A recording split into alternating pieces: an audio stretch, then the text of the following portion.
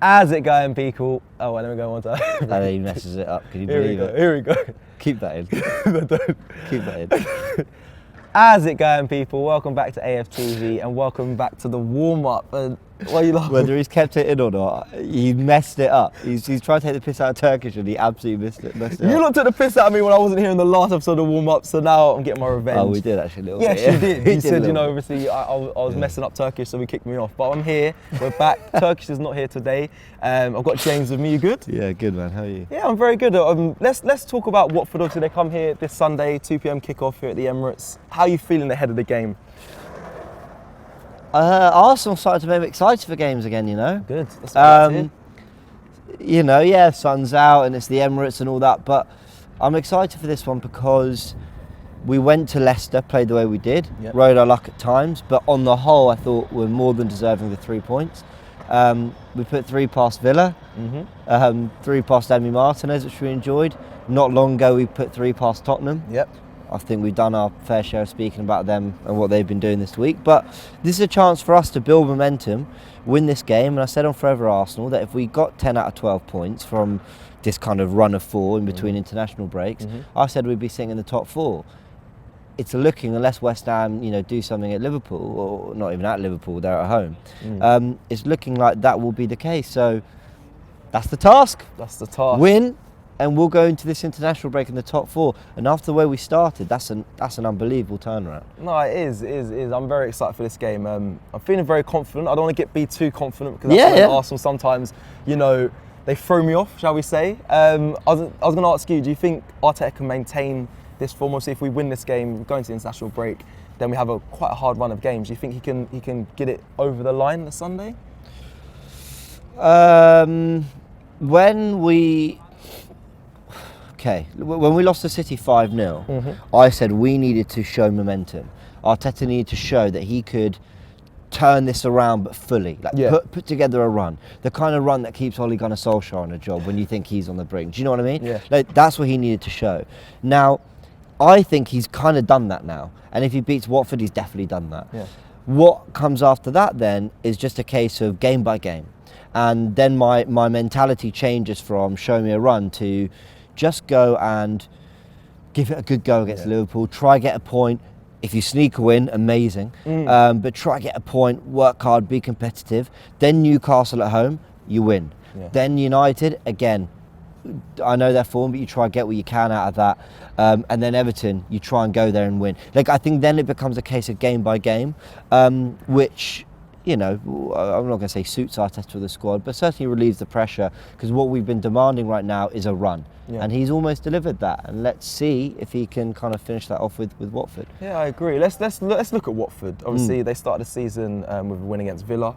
Started well, but ever since, haven't really had too much good results. Obviously, they beat Everton in a 5-2 win. I think that was a bit of a freak result, but a lot of when I spoke to some Watford fans as well, they haven't been happy with performances so far. So what else you? They're trigger happy when it comes to their managers, but the one thing about Watford is they went down, they came straight back up, and that's not to be kind of scoffed at. That's difficult to do when you go down, to claw your way back up. Even took Villa 3 seasons in the Championship before they did. Some of their results, obviously they opened with a 3-2 win against Villa on the opening day. But then, not to say it's been narrow, because of late it hasn't been, but 2-0 Brighton, 1-0 at Spurs, 2-0 at home to Wolves. They go to Norwich, they win 3-1. But they get knocked out of the the Carabao Cup to Stoke. Yeah. They draw with Newcastle at home. They lose 1-0 at Leeds. But then, it's the last 3 games that kind of tell you everything you need to know about Watford, which is there's some quality there, but they're also a very poor side at the moment. Yeah. Losing 5-0 at home to Liverpool. Then they win 5-2 at Everton. The Ranieri effect, and he's come in. And I like Ranieri as a manager, but I think he is more of a keep things simple, feel good, energise the players. And then they lose at home to Southampton. So they're a funny side, Watford, who I think will always be reasonably competitive in the league. But I did and I know we always go into this in the build-up, so I'll leave the main analysis to then. But I did some light digging into their numbers, and across Premier League sides, they sit in the bottom 3.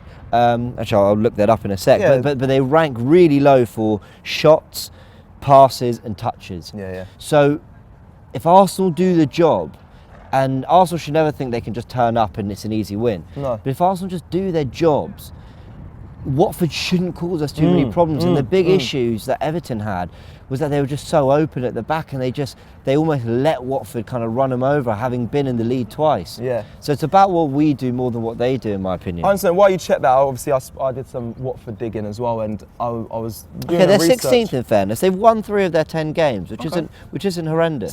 It's not too bad, but like I said, like when I did my digging, I found out like that Serralata. I don't know how to. I'm not very good at with the pronunciation. Sierralta? I mean, I might not be. And I'm sure it's not Serralata. Serralata. And Cabasel last season were apparently. I think they had the best defence in the league in the Championship last season, which I think they definitely haven't got this season. They've changed those two who were their main centre backs.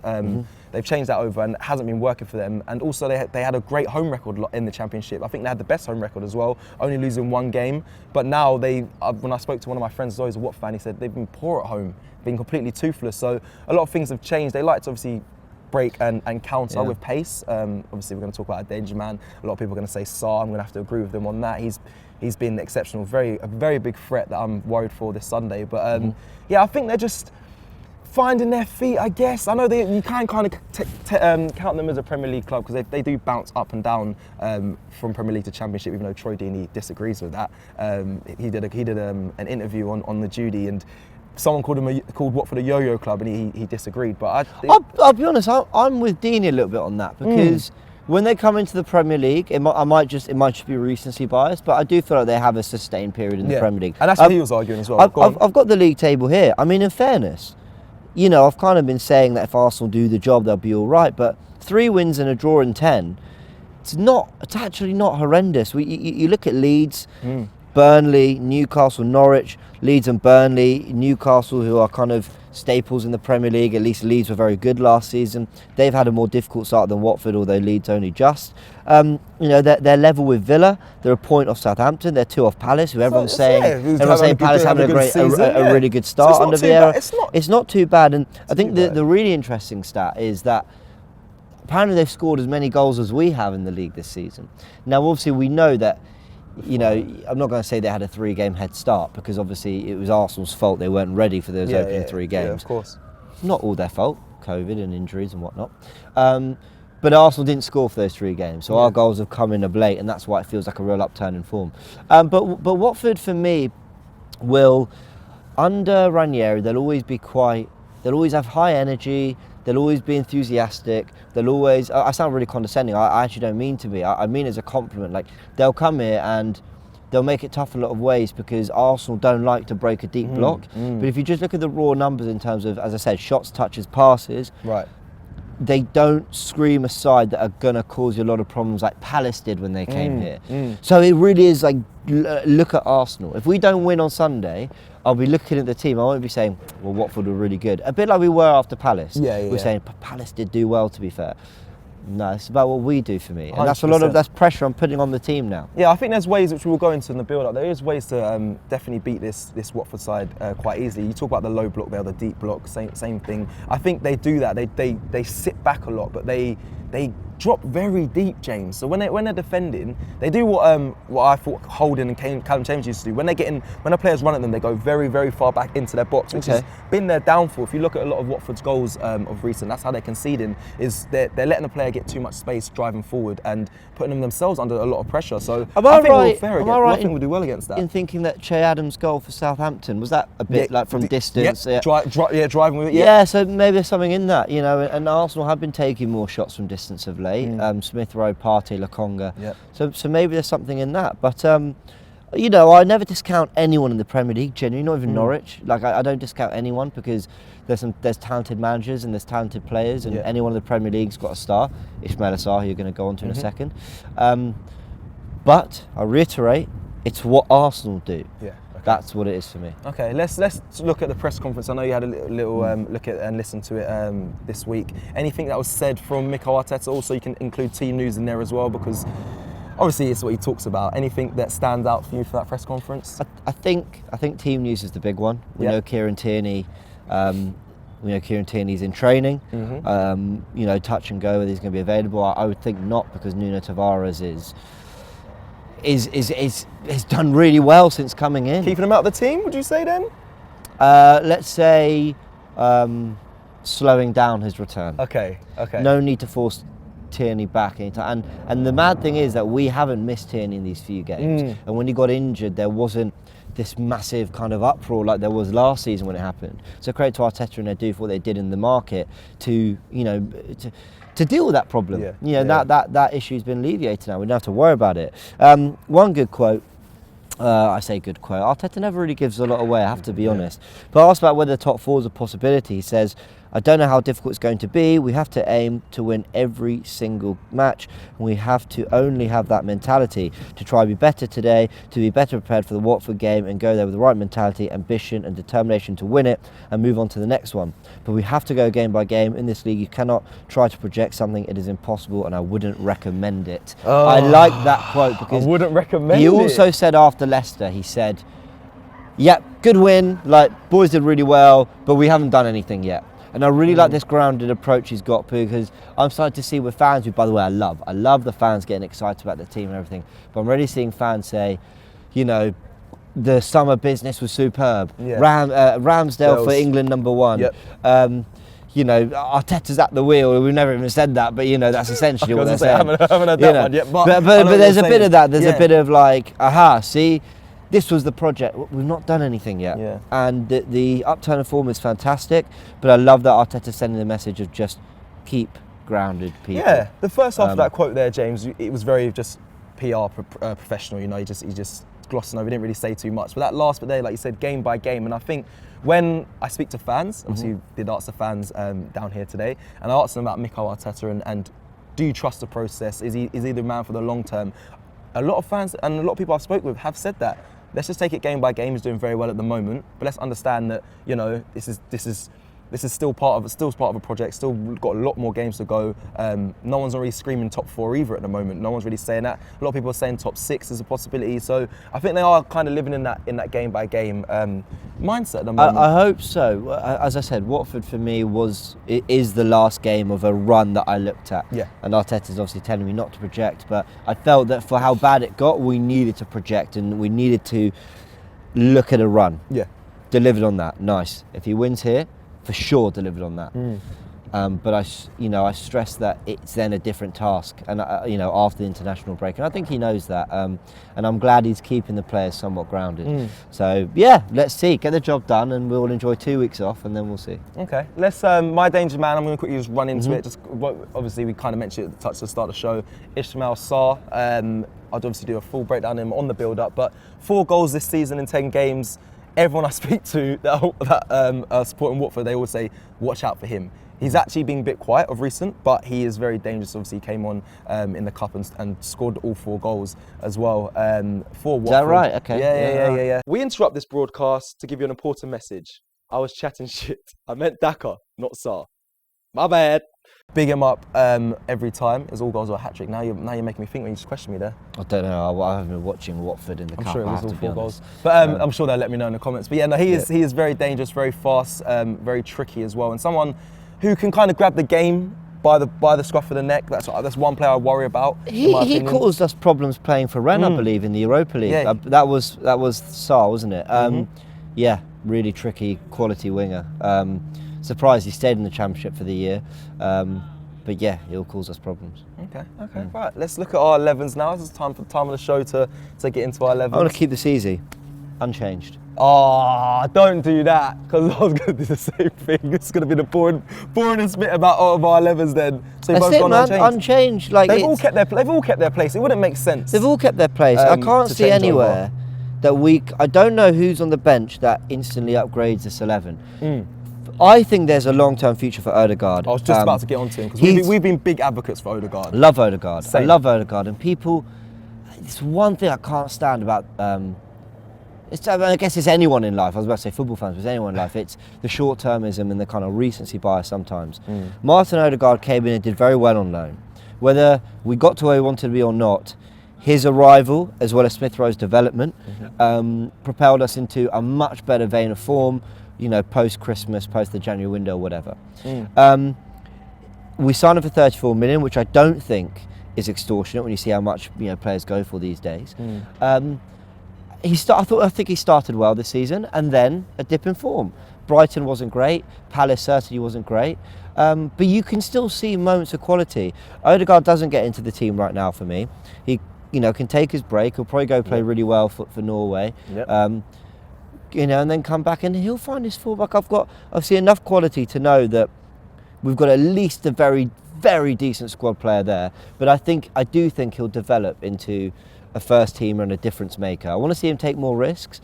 But I thought he did well in his cameo against Leicester. He came, he slowed things down on the ball.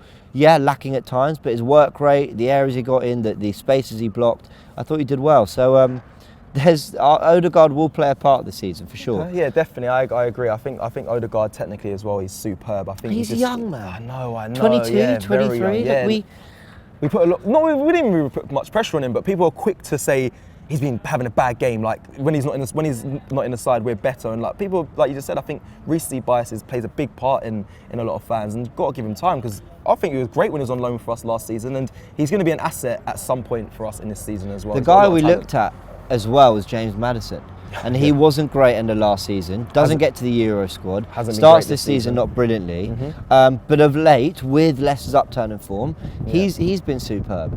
So, that's James Maddison we're talking about. It happens. Which fans were screaming for. Let's just relax. But unchanged for me. Okay, let me ask you a question. Right? Ask the fans. For me, it's a topical question because at the moment, you heard Carragher say that Emil Smith-Rowe is probably one of the best dribblers on the ball in the league. Big statement. Look, I'm seeing it. I see what he means. I see what he means. Okay, I believe he's got 4 goals and 3 assists already this season, or 3 goals and 2 assists. Sorry. So very recency bias can come into play here. Doing very well at the moment. Saka, of recent. Hasn't reached his level that we expect from him, but everyone's a big fan of Saka. I am. For me, he's one of my favourite players. I think he is my favourite player at Arsenal, regardless, currently. Emil Smith-Rowe or Saka? Gareth Southgate had to make this decision as well for England. Saka's obviously going to England in the international break. Emil Smith-Rowe is not. Where do you stand? They are different players for me. Saka is an inside forward. Okay. And what I mean by that is off the wings, gets into goal scoring positions, uses pace to get in behind, doesn't do all his dangerous work by carrying the ball, which yes he can do, but also does I compare him more to Sterling, although I think Guardiola's found a way to get Sterling running in behind or whatever. I'm talking style, I'm not talking ability, my God. I compare Smith-Rowe, might be a lazy comparison because of the low socks and the number 10 shirt and the position, but I compare him to Jack Grealish stylistically. Yeah. And for me that's a wide playmaker. So yeah, different. I think Saka is ahead at the moment because I was going to see if he was going to give me an answer. He was doing the professional thing. He was doing the. Do you know what it is about Saka? So two-footed. He's showing he can be dangerous on his right. He can be a creator, but he can also get him beyond. He can be kind of, we talked about 2 creators, 2 runners. He can be that. Smith-Rowe for me, still a little bit more one-dimensional, but he's showing he's got a bit of pace and a bit of power and a bit of drive, and had less time as well to develop. For sure, over Saka, for sure. Saka's had longer. Saka's a good year and a bit ahead of him in terms of experience. But we're so lucky to have both of them. And Smith-Rowe, I love what he's doing on the left. He's showing that just because you're stuck on the left doesn't mean you can't be effective in central areas. And they both got tremendous work rate. And I said it before, I love that you got your youth and inexperience, but you've got Lacazette and Aubameyang who have that kind of been there, done it. People say done what? I mean, scored goals, got to cup finals, won the FA Cup, played for their countries, played in the Champions League in Europe, played for some big clubs, and I like that we've got kind of that leading the line as well. So there's a lovely balance. There's a lovely balance, and that the youngsters also like Saka and Emil Smith-Rowe they are so mature in their play anyway. Even without the experienced players, they are still creating their own way and their own path, and just absolutely leading by example. We're going to get to score predictions. I've been speaking, I keep talking about this, I've been speaking with fans here today. Everyone, about 80% of people have said 3-0 to Arsenal. Even Josh behind the camera, I asked him, he said, I was going to say 3-0 as well. What's your score prediction? Were you going that confident? Are you going to... Okay, there's kind of 2 reasons for this. Go on. my ritual of late on Forever Arsenal has been every time I predict Arsenal not to do something, they turn up. So I'm going for a 1-1. But I will also add this, from a pure, actual giving you a genuine prediction, if I have to pick a winner, it's Arsenal. But I do worry that this is exactly the kind of opposition Arsenal don't like. Up, yeah. Because when the onus is on Arsenal to do something, I think there's a struggle there. With Leicester and Villa, and even Spurs, I think all three of those sides would have felt a pressure to come onto Arsenal, press us, have a go. Villa came and beat us 3-0, so they kind of knew they could do that. Yeah. Spurs because of the Tottenham way, and Leicester because we were at their place. And we battered them all, at least in terms of getting early goals and going to half-time with a couple goal lead. Right. So Watford aren't going to do that. And that's why I do think this could be a lot more of a struggle. And we could see almost what looks like steps backwards in terms of Arsenal maybe lacking to create clear-cut chances, or looking like they're dominating Watford. We'll have a lot of the ball, but I do fear we'll struggle for goals, and a clean sheet could be crucial. So I'm going to say 1-1. Little part of me wants to go 1-0 Arsenal. Okay. But I'll go 1-1 purely for the ritual. For the ritual. Now, the ritual. I have the same ritual because Right, okay. every time we predicted Arsenal were going to lose or draw, we win and they surprise me. So I'm going to say 1-0 Watford, but what I really feel the result might be a bit ambitious, 4-1 to Arsenal. But I'm going to say 1-0 so I can be hopefully surprised, because I'm going to be here this Sunday. I want to see a night. I would love to see 4-1, but I'm going to say 1-0 to Watford because I'm going to be here. Are you going to be at the game, or are you going to be watching? No, I'll be in the studio. Okay. Yeah, I'm hoping for that clean sheet for Ramsdale, man. Yeah. I'm enjoying everything he's doing, and keep getting him these clean sheets. He might make a late run for the Golden Glove. I say late run, it's early in the season, but having not played the first 3 games, So yeah. Okay. Well, listen, thank you for watching this episode of The Warm-Up. Don't forget to like and subscribe and leave a comment down below. We'll see you next time on The Warm-Up. Peace.